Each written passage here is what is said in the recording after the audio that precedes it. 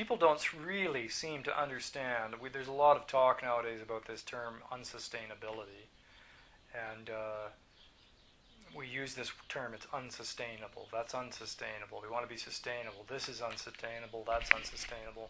Well, I don't really think we've internalized what that word really means on the street. People will bandy it around without really understanding the deepest ramifications of what this word means. Yes, we are living unsustainably. What that means, it's not synonymous with undesirably. It's not like saying, yeah, it's unsustainable, but, it's okay, because this and that. That to me is more like saying it's undesirable, and that's how I think people really view this word, where they've got it wrong. Unsustainable means one day it's game over, because it cannot be sustained by definition. So we are going to hit the wall, and it's going to be game over for our way of life. To me, I think we have to rediscover a way to live that's not going to use the world up, and you've got to strike at the root, and the root is this foundation of our civilization, which just happens to be agriculture. And if we can reform that, then maybe we have a shot for doing all the rest of the stuff right. When we decided, I've always thought that this whole organic farming movement, if you say you're an organic farm and you're growing things responsibly and everything, and you may well be to a certain degree, but if you're using a whole bunch of machinery and you're using tractors and sprayers, and even if you're spraying earth-friendly compounds that you've mixed up yourself using herbs and whatever, if you're using a great big industrial sprayer to put it on, dragging it around behind a diesel tractor, and on and on and on, I don't really think you can say you're fully organic, personally. To me, it just made a whole lot more sense to use draft animals, because with draft animals you can have a fully self-enclosed ecosystem on the farm, and machines, or the machine culture, is what's destroying this earth.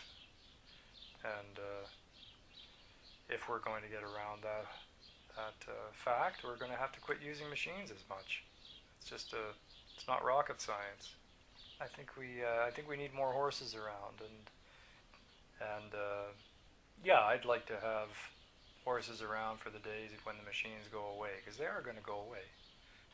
Some say that civilizations take centuries to collapse, and others say, and my personal belief is that these are unprecedented times. You can't really look at how long it took civilizations to collapse in the past, because they weren't like ours. There's never been anything like what we're doing. There's never been an entire global system that is in peril and on the precipice. So horses are really, they were what we used before we came up with the automobile, and we haven't come up with anything better since.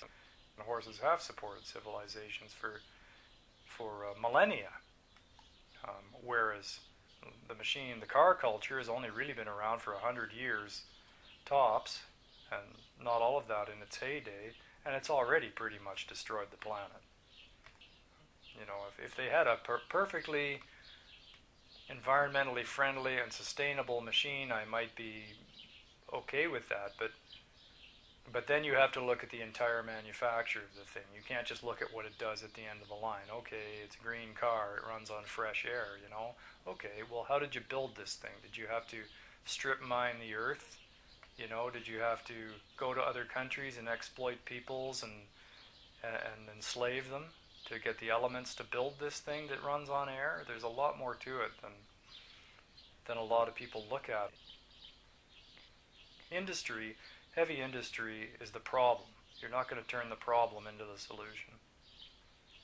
I mean, if you grow this car out of the earth, but we've already got that, it's called a horse. I mean, we've got these things. We don't need to reinvent them. We already have them. To me, what we need to do is we all need to get together and figure out how we can make this world work again with horses. Or donkeys, or whatever your choice is. But I do believe that's our best shot. That's the best shot we have.